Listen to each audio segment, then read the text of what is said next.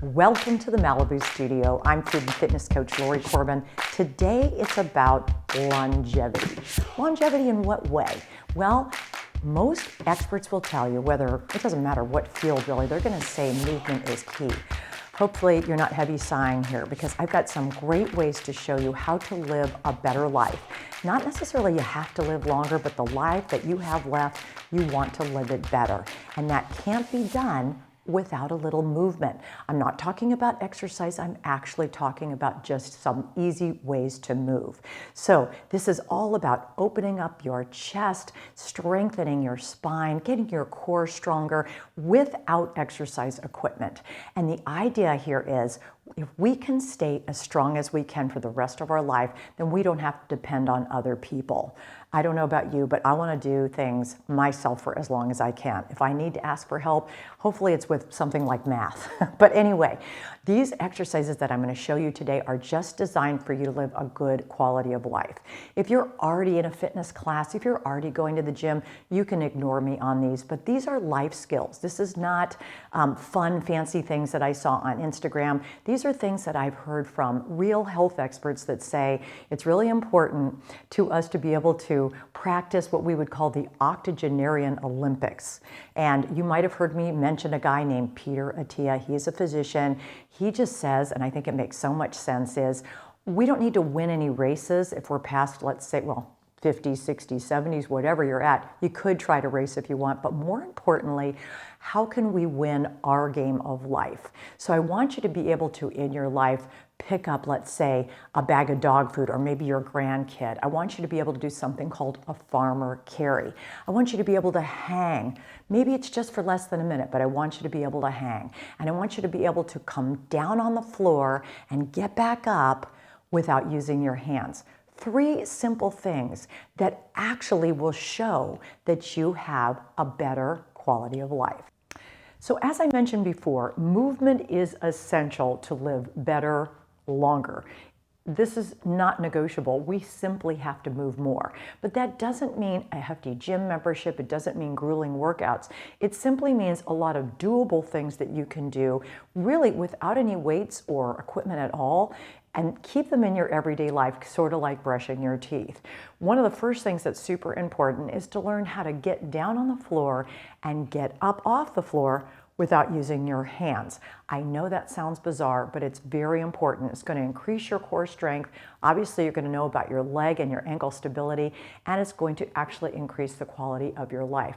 I promise. Now, something very interesting to note is there was a podcast, Tim Ferriss was talking to a physical therapist, Dr. Kelly Starrett, about doing something called crisscross applesauce, which I'm going to show you now. But the idea here is you should be able to come on down and then be able to get up. And I'm going to show you a couple different easy ways to get up. One is kind of rock and roll, and then the 2, you're going to use your head to kind of get to your strongest leg. But here's the thing. When you hear about people in Japan who have breakfast or lunch or any little snack at a tea table, the tea tables are about this high off the floor. So these people, they can be in their 60s, 70s, 80s, and beyond.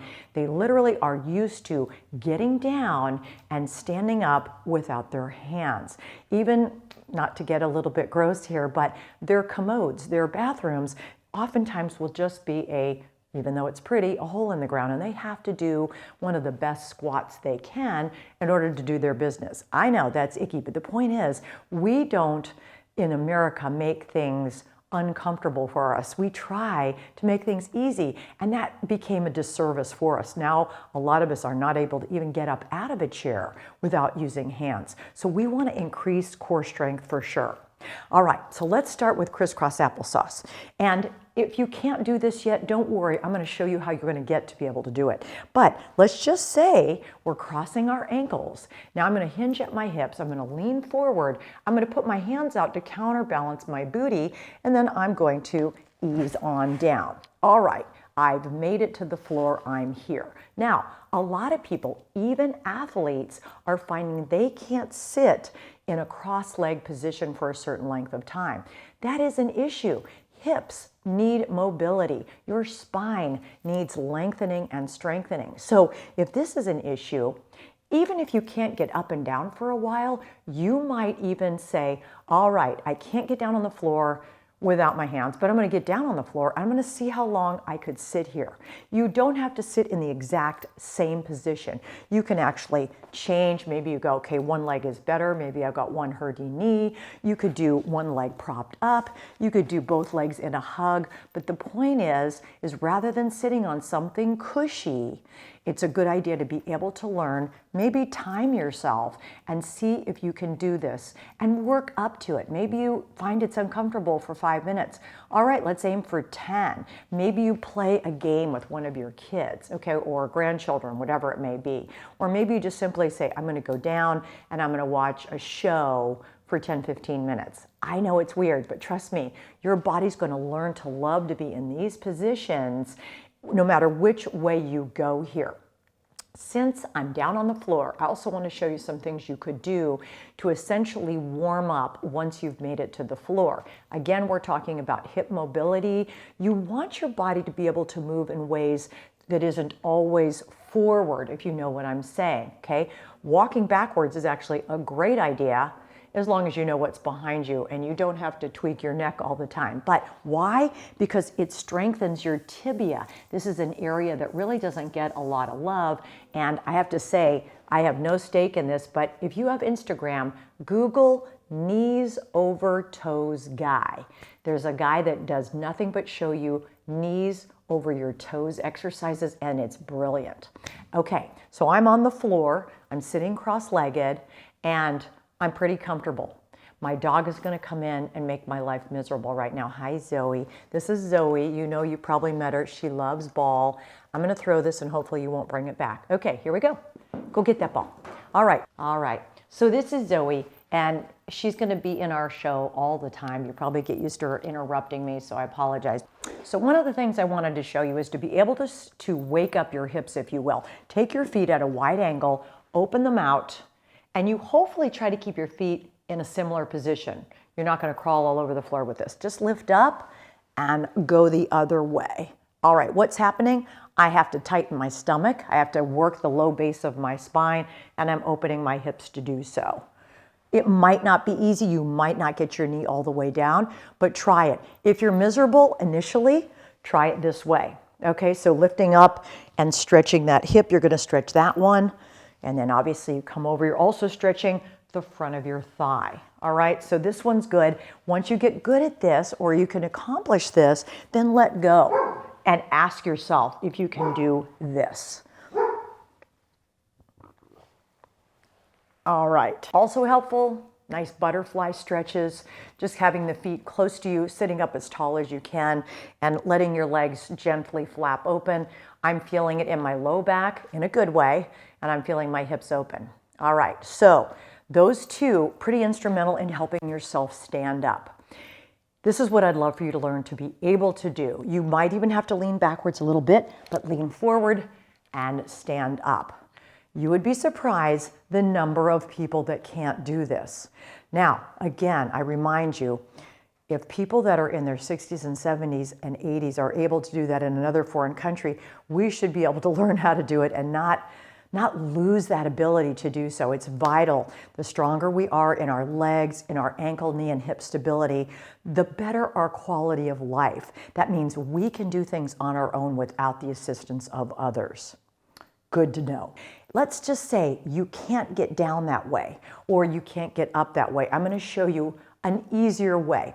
I'm on a carpeted surface. Hopefully you've got, let's say, if you live in hardwood floors or hard surface, maybe you have a bath mat that you could just at least double so you can learn to practice this. So let's pretend like this is double. All right, I would stand on my strongest leg, which in case is my right leg, and I would take my leg back and then I would just come down on one knee. And the minute I'm down on the knee, I'm gonna put the other knee down. And then once both knees are down, I would try not to put my hands down and just sit side saddle. Conversely, I would do the same thing coming up. So maybe I was sitting this way and I said, okay, I want to come up and I cannot come forward. I'm going to go to one side.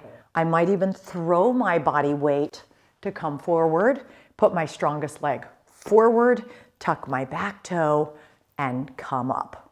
So Do I make it look easy? Of course I do, because I actually am good at it. I do practice all the time. I even make people in my exercise classes do it, and they don't like it because they know they're not that good at it, okay? But the point is we will be successful, just like brushing our teeth. All right, I'm gonna show you one more way to get up from sitting down in the event that you want to give this a go. And again, you want to make sure you have a comfortable surface. So I did my little crisscross applesauce. I reach forward, I sit my hips back, I come down. Now, if I do a little rock motion, then I'm probably going to be able to come up. If I do a bigger rock motion, I kind of have to move my microphone here to show you this. I rock back. I throw my weight forward to come up. You might even rock 3 times. Usually if you do a big rock, by the time you get to number 3, you can come up. 2 more things that I want to show you that I think would be very helpful for you to stay successful here. One is ankle raises for ankle stability, and another is called wall squat. I'm going to do the wall squat because I'm standing. So let's just say my back is against any wall. You could again be doing this while you're watching television. I'm going to put my feet out in front of me, and I'm just going to slide down the wall. When I get down to the point where I feel like I can't come up without my hands, I'm going to stick. I'd love for my hips to be about at the level of my knee. So this is, I would count to 8 while I was doing my wall sit, and not fast, by the way. And then I would take 4, 3, 2, 1 to come up, keeping my knees soft, in other words, not locking out, and come back down 4, 3, 2, 1. And I'm going to sit for 8. And I'm going to work up to 8 times with 8 counts. You can bet you are going to start to strengthen these muscles here called your quadriceps. You're also going to be squatting and getting that booty, which is great. So if you can try doing these wall squats, this is a great idea for you. So think about doing this. Again, maybe you're doing it during commercials. Maybe you can have your family do a little contest and see if the person in your family can do these with you. And if you can't go down all the way to a chair, then just go to where you know that you're able to come up without using your hands. That's the whole idea here. So we're building up core strength, quad strength, and booty strength. We're going to put our hand on the wall. I'm just going to lift one leg up and come down. 1, 2. So lifting the body 1, coming down 1, 2. Up 1 and down 2. You'd be surprised if you do 20 of these how your ankle is going to start to talk to you. Not only your ankle, but most likely your calf and also your glutes, your booty, which is kind of cool. When you're done, I'm almost stretched there. Okay, when you're done, take the leg you were lifting and push it back down behind you and kind of push your hips forward. So you're stretching that area, that calf, because that calf does a lot of work for you. You'd be surprised how much love it needs that we're not giving it. But that's a really nice way to get ankle mobility for your body. We're on the ground, did your windshield wipers, and then you did your wall squats, and then you did your calf raises. You might be then very ready to take yourself down to crisscross applesauce and to get your body back up. So something you're going to hear people talk about constantly is core strength. The core is basically everything but your head, your arms, and your legs. It's all this stuff in the middle, okay? So it's not just your belly, it's your back, it's your upper back, your middle back, obviously, your booty. So I want you to be able to do core strength easily, and I don't think that's easily done. I'm going to show you how to crawl on this mat behind me, and it's if you have wrist strength, then this is a very effective exercise. The Mayo Clinic actually suggests this, and I think this is great because you're asking your middle body to do a lot, even though you're not going to go very far. So rather than crunches, rather than laying on your back and doing bicycles, if you have wrist strength then you want to try this. Now we'll say, take your hands and open them wide as if you wanted to make an imprint on the Hollywood Walk of Fame. And I want you to pretend like you're opening jars. So you look a little bit like this. There's a little cup in the palm of your hand. If you do that, your hand and your wrist are more strong and ready to take your body's weight. My back toes are tucked. I'm simply going to lift just an inch off. This in and of itself can be challenging for any body. Now, I'm just going to take 1 inch forward with my hand and my opposite foot. Looks like this. Back is flat, so I'm not way up here. I'm down into a crawl. My knee is just a couple inches off. I'm just going to aim for heading to the front of the mat. That is it. Notice how I didn't take a huge step. I don't want my shoulder impinged. I want a tiny little motion here. Tiny forward. And then when I get there, can I back that up? Now, if you're new with this, you're not going to want to do a million. So I'm going to say, hey, why don't you try and see if you can do 4 forward, 1, 2, 3, 4, and 4 back. 1, 2, 3, 4. So if you're unable to do those crawls, then let's try forearm planks against the wall. And notice that your booty is not going to protrude out. You want to keep yourself in what we call a nice diagonal line. My elbows are going to be right in front of my shoulders. My palms are not pressing. It's all about just my forearm strength. Maybe I'll make a fist here. I'm going to squeeze my glutes. I'm going to tighten my belly, and I'm going to hold. Okay, if this is easy, I could try going a little lower and a little further away from myself. Then you want to pyramid down. Take your forearms to, let's say, a piano bench, if you have one, or maybe a low coffee table, or maybe an ottoman of a chair, and practice there. Aim for 30 seconds in each level. So if you can hang on for 30, you could also try then going for a minute, or you can pyramid down to the next level. You can take yourself all the way down to the floor, and you could either do the forearms, you could do a forearm plank, or you can do a hand plank and see if that works for you. Here's the deal. We spend a lot of time on this, right? And we don't look like this when we're on our machine. Look at any video of someone on their cell phone, and they're here, right? This is causing a huge problem in our cervical spine, our neck. Our shoulders are rounded. Our upper back is then pulled open but not tight. And that leaves the tightness for the chest, which rarely gets worked out. So I'm going to show you how to alleviate what we would call tech neck. Let me just slide that out of frame. It's called either a wall angel or a snowflake. All right, so the idea is to put your body against the wall. Again, any wall. You could do these at work if you're working. Take your arms just at the level of your shoulders. So this looks like a goalpost arm. Yay! You know what I'm saying? Okay. Now first, see if you can just push your elbows into the wall, your head into the wall, and your shoulder blades into the wall. Tighten the belly and the bun and hold. Go for time. Count to 30 or just time 30 seconds. After 30, go up a couple inches. So now I'm more out of a diagonal. I'm trying to let my knuckles hit the wall, my elbows and my shoulder blades. Again, go for 30 seconds. And then finally, sometimes people can't get to this position, but we're talking above the head. All right, so what we're doing here with all of this is strengthening our middle back, even though it doesn't look like much of anything. So these are pretty easy to do. You can do them anywhere.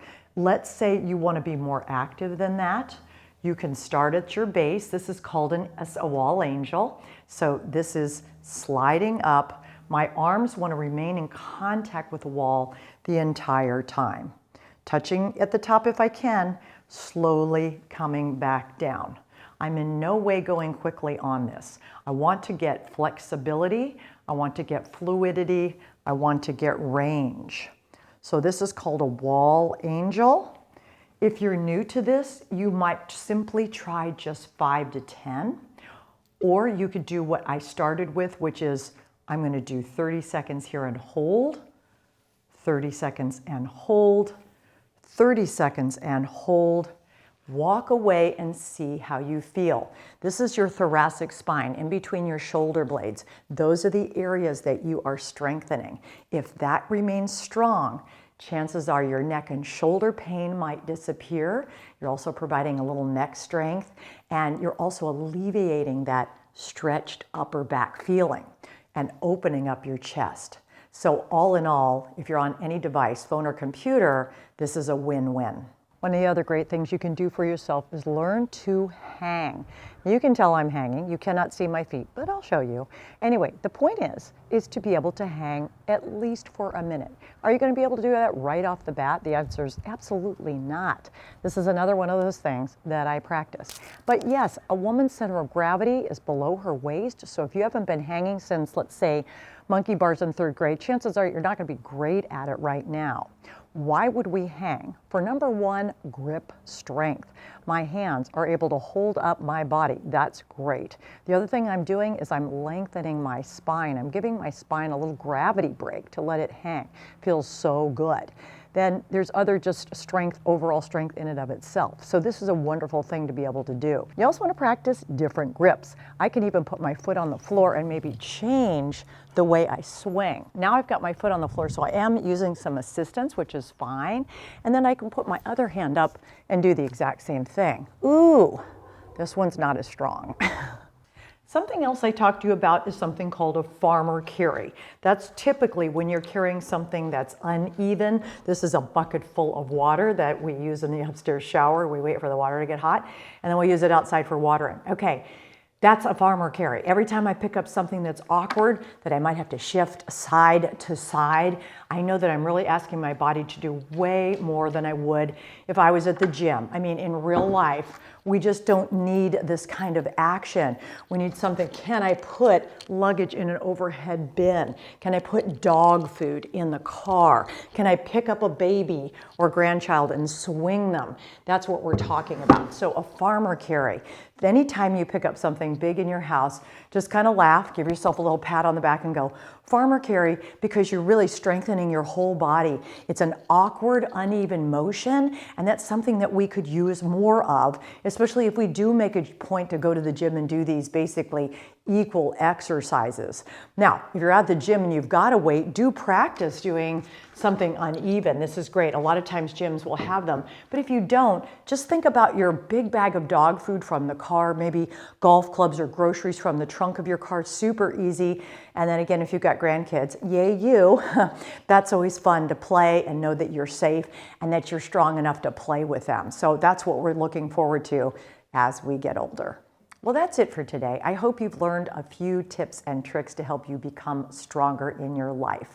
I think if we're stronger, we feel so much more successful. Yes, I can open my own jar. I can put my own luggage up in the bin. I can get my own groceries out of the car.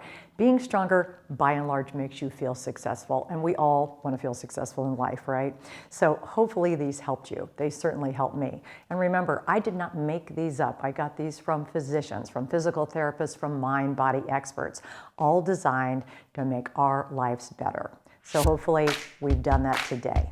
I'm Lori Corbin. I will see you on the Malibu studio again every Thursday at 3 p.m. Pacific Standard Time. Thanks for joining us.